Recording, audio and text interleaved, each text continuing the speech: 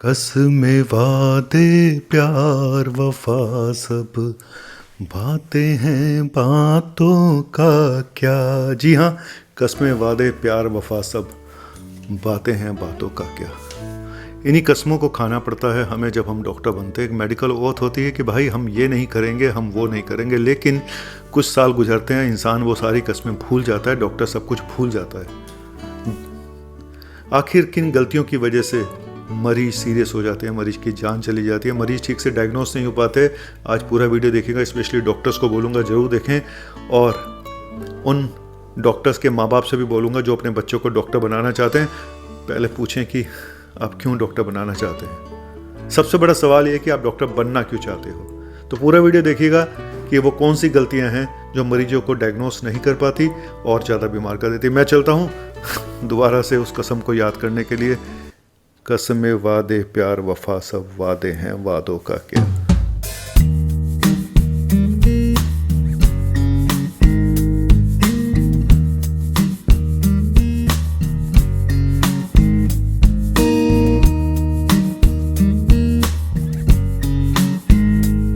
हाय, केम छो, मजा में छो।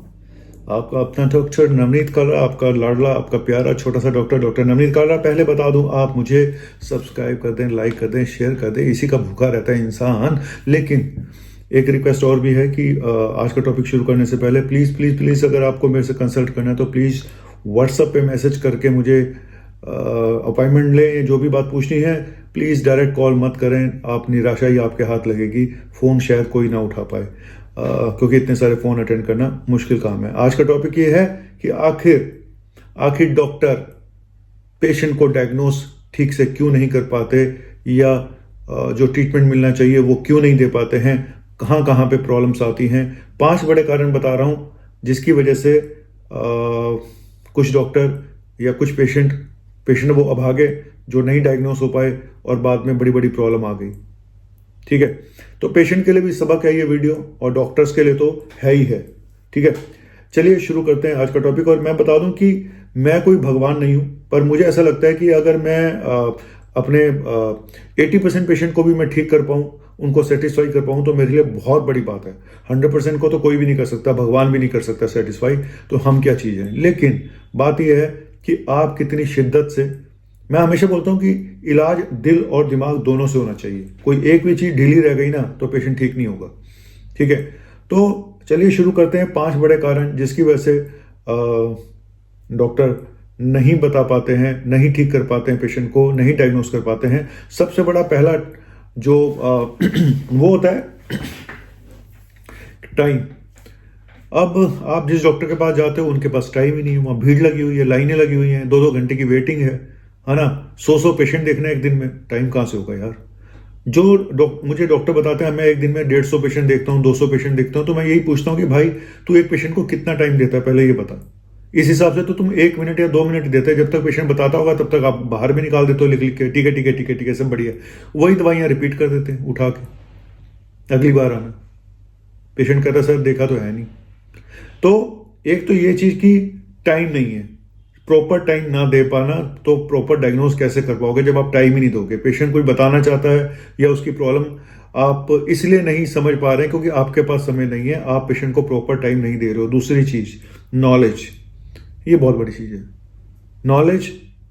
और इसी के साथ बात करूंगा एक्सपीरियंस की। पहले नॉलेज की बात करता हूं। अब आप डॉक्टर तो बन गए मुन्ना भाई, लेकिन बने हुए हो, पता नहीं कहाँ से डिग्री मिल गई आपको, किसी भी तरीके से मिली हो, चाहे वो मतलब आपने डिग्री अपनी उस पे नहीं ली, अपनी जिसको बोलते हैं ना अपनी मेहनत के दम पे नहीं ली। चाहे वो आपको पैसे देके डिग्री मिली हो, चाहे आपको किसी और प्रकार के रिजर्वेशन से मिली हो।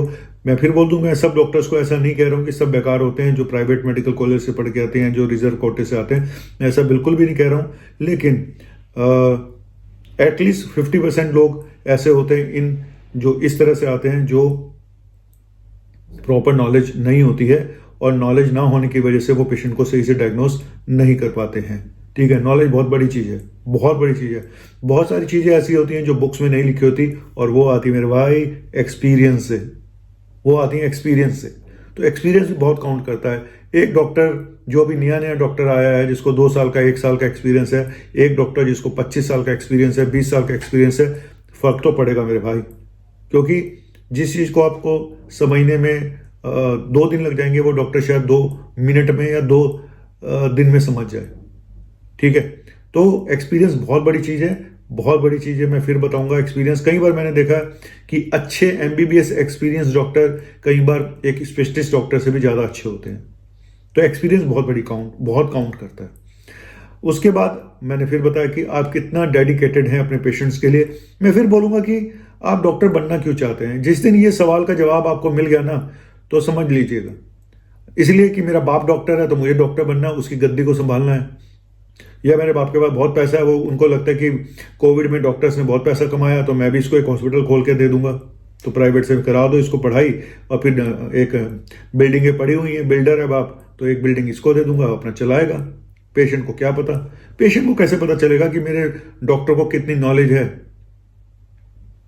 सबसे बड़ा सवाल यही है कि उसको कैसे पता चलेगा, बताऊंगा वो भी। और एक और सबसे बड़ा रीजन, ग्रीडी, लालच। जब डॉक्टर लालच में आ जाते हैं, सिर्फ उनको ये लगता है कि हमें दवाइयां और टेस्ट लिखने हैं, तब वो एक्चुअल उस पाथ से भटक जाते हैं। सच बता रहा हूं, वो भटक जाते हैं क्योंकि उनका दिमाग उधर ही है कि मैंने एमआरआई कराना है, मैंने ये टेस्ट कराने हैं। पेशेंट की तो सुन ले भाई, उसको कुछ है भी या नहीं है। हो सकता है उसको सिंपल एंग्जाइटी हो, लेकिन उसको लिख देंगे। मैंने पहले भी बताया, अगर न्यूरोलॉजिस्ट के पास जाओ तो एमआरआई, ईईजी, एनसीबी सारे टेस्ट करा देता है। अगर पेट वाले पे जाओ तो एंडोस्कोपी, कोलोनोस्कोपी सारे टेस्ट करा देता है। हार्ट वाले पे जाओ तो वो आपका इकोकार्डियोग्राफी और एंजियोग्राफी ये कराने को बोल देता है। कोई पेशेंट की तो सुनो यार, उसको प्रॉब्लम क्या है। हो सकता है कोई छोटी मोटी प्रॉब्लम हो जो आपके बिना टेस्टों के भी ठीक हो जाए। हफ्ता तो दो उसको कम से कम। मैं ये नहीं कह रहा टेस्ट मत कराइएगा, टेस्ट भी बहुत जरूरी होते हैं। कई बार प्रॉब्लम इन टेस्टों के जरिए ही पता चलती है, लेकिन पेशेंट को detail history, detail examination, detail में उसकी बात को सुनना समझना बहुत जरूरी है। ठीक है, और जब नया पेशेंट पहली बार आता है तो उसको ज़्यादा टाइम देना पड़ता है, क्योंकि वो सेटिस्फाई नहीं हो पाता कई बार। और एक और चीज़ है, ये जो लास्ट में मैं बता रहा हूँ कि सेकंड ओपिनियन ना लेना। मैं बार बार बोलता हूँ डॉक्टर से कि अगर आपको पेशेंट नहीं ठीक हो पा रहा है, डायग्नोस नहीं हो पा रहा है, आप सेकंड ओपिनियन ले लें। अपने किसी दोस्त से ले लें, अपने किसी सुपर स्पेशलिस्ट से ले लें, अपने किसी दूसरे स्पेशलिस्ट से ले लें। सेकंड ओपिनियन डॉक्टर का काम भी है लेना। कोई जरूरी नहीं कि मरीज ही सेकंड ओपिनियन ले। मरीज आपके ऊपर इतना ट्रस्ट करता है, उसको लगता है मेरा डॉक्टर तो मुझे ठीक करके ही छोड़ेगा। वो महीना हो गया आपके पास आते आते, और आपने सारे टेस्ट करा मारे और पेशेंट ठीक नहीं हो रहा, पेशेंट का फीवर नहीं उतर रहा है। आपने एक्सरे भी करा लिया, ये भी करा लिया, वो भी करा लिया, लेकिन आपने सीटी स्कैन नहीं कराया चेस्ट का। आपको लगा कि सब तो नॉर्मल है, ना कफ है ना कुछ है, लेकिन वहां छुपी हुई ट्यूबरक्लोसिस थी, लिम्फेडिनोपैथी थी, लिम्फ नोड पड़े हुए थे छाती के अंदर। टीबी की दवा चाहिए थी, टीबी दवा मिल नहीं पाई, उसके बाद वो फैल गई, उसके बाद दिमाग में चली गई टीबी, और पेशेंट कॉम्प्लिकेशन हो गई, और पेशेंट जिंदगी भर के लिए बेड पे आ गया। तो एक छोटी सी भूल पेशेंट की जिंदगी बर्बाद कर देती है। छोटा सा गलत ट्रीटमेंट पेशेंट की जिंदगी बर्बाद कर सकता है। और जिस तरह से अब मुन्ना भाई आ रहे हैं, जो अभी राजस्थान में पता चला कि बहुत सारे लोगों को डिग्रियां दे दी गई हैं, उनका ये भी नहीं देखा गया पास भी हुए हैं नहीं हुए हैं, उनको डॉक्टर की डिग्रियां दे दी गई। तो इस तरह से तो चलो, एक तो ये तो अलग ही कलयुग चल रहा है, मुन्ना भाई वाले जो कहानियां चल रही हैं। लेकिन जो मैंने चीजें बताई हैं कि ठीक से टाइम ना दे पाना, प्रॉपर नॉलेज ना होना, प्रॉपर एक्सपीरियंस ना होना, डेडिकेशन ना होना, दिल और दिमाग दोनों से पेशेंट को देखना पड़ता है। फिर लालच बहुत बड़ी बला है जो अच्छे खासे इंसान का दिमाग खराब कर देती है। तो हम भटक जाते हैं कि हमें जिस कारण से हम डॉक्टर बने थे वो हम भूल जाते हैं।